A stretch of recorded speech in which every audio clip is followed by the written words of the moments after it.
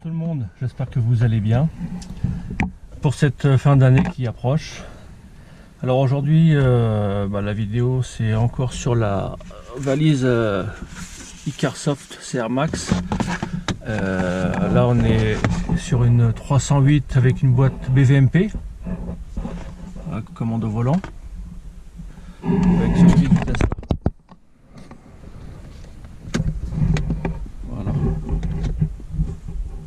Donc il y en a qui pensent que c'est des boîtes automatiques. Erreur, c'est des boîtes mécaniques pilotées. Donc il y a un embrayage. Voilà, il y a une pédale de frein comme les boîtes automatiques. Il n'y a pas de pédale d'embrayage. Voilà, il y a uniquement pédale d'accélérateur, pédale de frein comme les boîtes automatiques. Bon là il se trouve que en fait la vidéo c'est en espérant. Donc voilà, le but de la vidéo c'est si les gens de Icarsoft la regardent, peut-être qu'ils peuvent améliorer la chose ou via une mise à jour. Parce que quand on regarde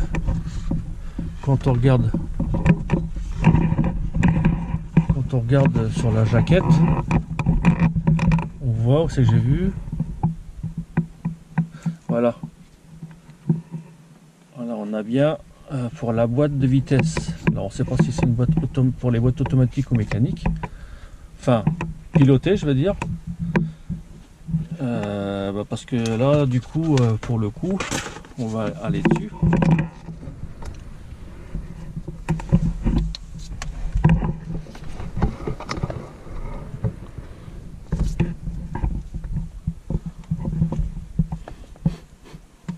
Donc là service normalement, parce que sur ce type de boîte là il faut quand on change l'embrayage il faut faire l'apprentissage et puis la purge de la butée et aussi mettre hors pression. Donc voilà la boîte transmission, on n'a pas Peugeot. Voilà, donc on va faire le bon, ça service, j'ai commencé à comprendre, la valise c'est uniquement quand on sait ce qu'on veut faire. Par exemple si on veut remettre à zéro l'huile ou alors faire une purge ou desserrer les freins de parking, on va directement là-dessus sans passer par le diagnostic complet. Donc nous c'est non, déjà si je fais de la merde dès le départ.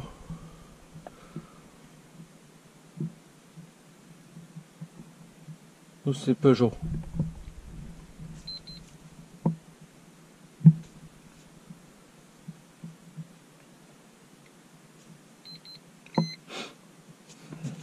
Voilà.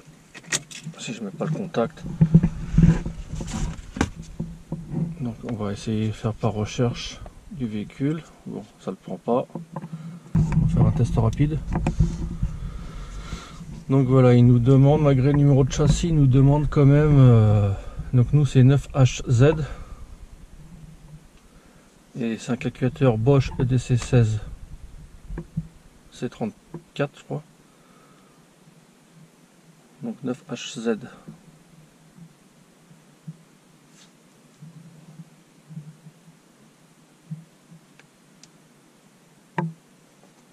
Donc il n'y a pas 9HZ. On va prendre un du coup avec un calculateur Bosch EDC16 C34. On va partir sur là-dessus, EDC16. Donc il nous demande le type de boîte. Bon, malgré ça, il demande si c'est une boîte, quel type de boîte auto. Donc nous c'est celle-ci.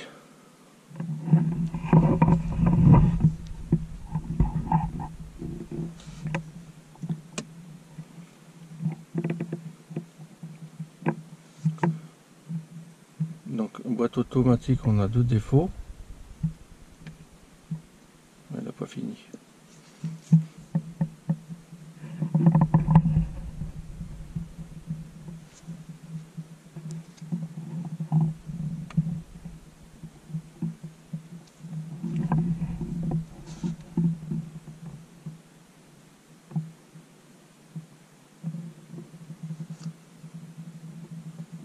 Il a fini ou pas lui?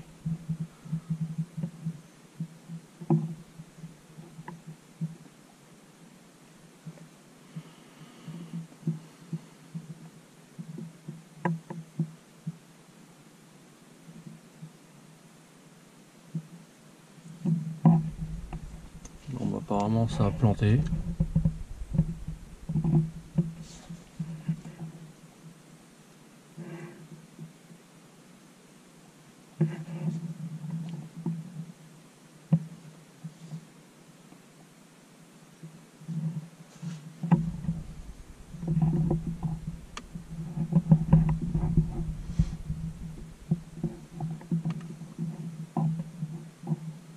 On va relancer le truc, on va pas perdre notre temps. Donc là voilà, j'ai relancé, j'ai redémarré la valise, j'ai relancé le test. Là, il fait un test global de tous les calculateurs.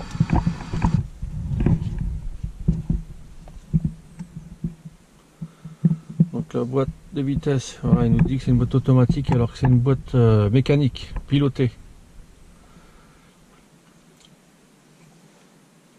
On va lire les codes d'erreur. Donc voilà, test d'activation, ça c'est les paramètres de boîte, statut de la boîte de vitesse, ça nous dit positionnement.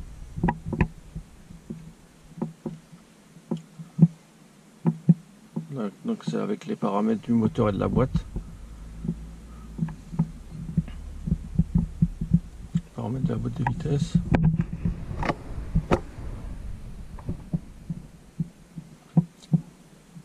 Vitesse d'entrée de boîte, ça je vais en parler tout à l'heure. Il y a des paramètres qui sont nécessaires pour savoir si le volant moteur ou l'embrayage est raide. Connexion du moteur et de la boîte de vitesse. Donc là ça nous dit dans quelle position on est. Là on peut faire le test actionnaire avec les palettes, hein, voilà, activé. Donc ça c'est pas mal. Hein. Voilà. Normalement je suis en neutre.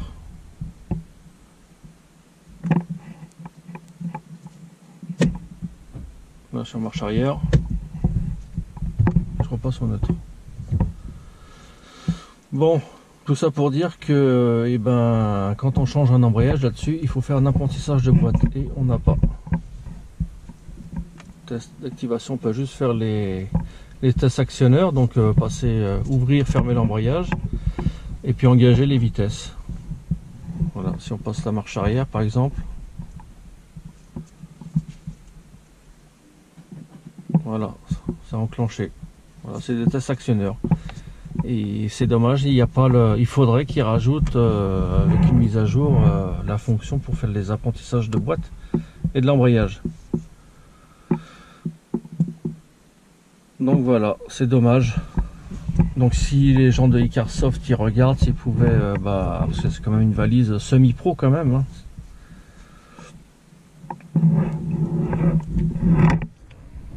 Donc c'était tout, c'était ça. Voilà, on va quitter. Maintenant pour les gens qui voudraient savoir comment on reconnaît une vraie boîte automatique ou si c'est une boîte pilotée, une boîte mécanique pilotée avec un embrayage, hein, déjà il faut regarder si au niveau du levier de vitesse vous avez la position parking. Donc sur les vraies boîtes automatiques, que ce soit ici le levier de vitesse, sur d'autres véhicules comme les C4 Picasso, vous avez la commande au volant par là, par ici. Vous devez avoir en tout premier en haut P, parking. Ensuite vous avez R, marche arrière. Ensuite le N et après D pour être en position normale. Enfin en D c'est la voiture qui passe, la boîte qui passe les vitesses toute seule. Et vous devez avoir une position aussi pour être en séquentiel. Donc comme celle-là. Donc là on a manuel. Soit on passe les vitesses, on monte les vitesses, ou alors on les redescend, là on rétrograde. Et pareil palette. Là sur la boîte automatique aussi vous les avez les palettes. Donc là on monte et à côté on descend. Voilà.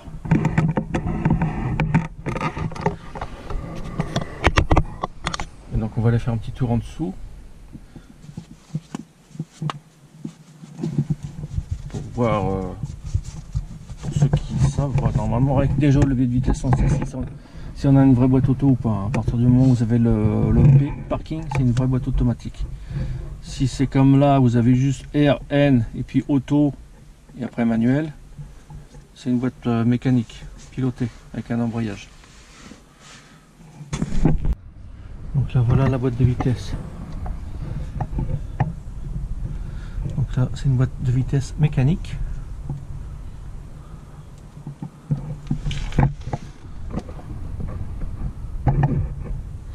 Et ici vous avez l'actionneur. L'actionneur d'embrayage et de boîte de vitesse. Voilà, avec la Q pour la pression.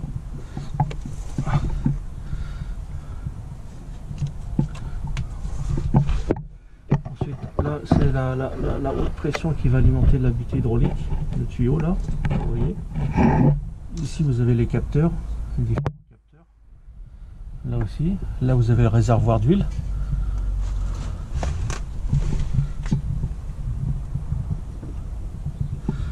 Et ici vous avez le calculateur de boîte.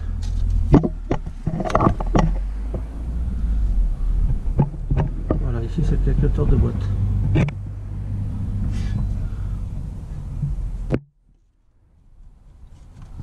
Donc tout ça pour dire que quand vous changez l'embrayage et le volant double, il faut faire l'apprentissage absolument. Puisque ça remet à zéro les auto-adaptatifs. Et puis le calculateur il prend en compte l'usure, de l'embrayage et du volant moteur. Et puis il s'adapte aussi à la façon de conduire du client.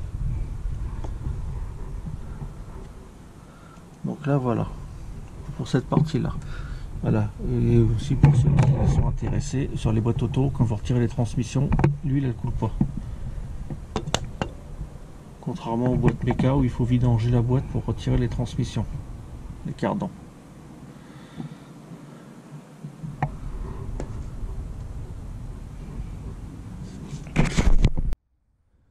Donc voilà une butée hydraulique standard. Ça c'est sur une Ford.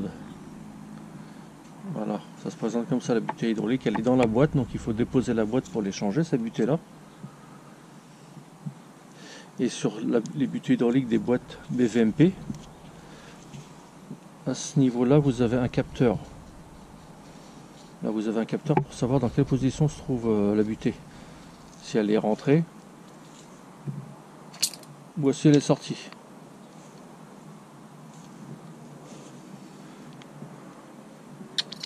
Voilà.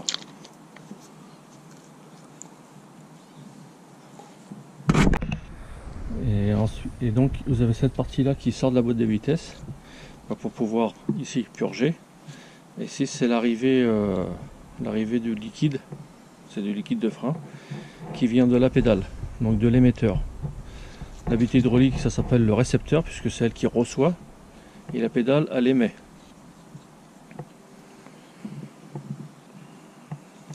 Avec le joint SPI et le joint du guide butée qui est intégré. Donc voilà pour la partie. Donc j'espère que la vidéo elle va vous être utile, elle va vous servir.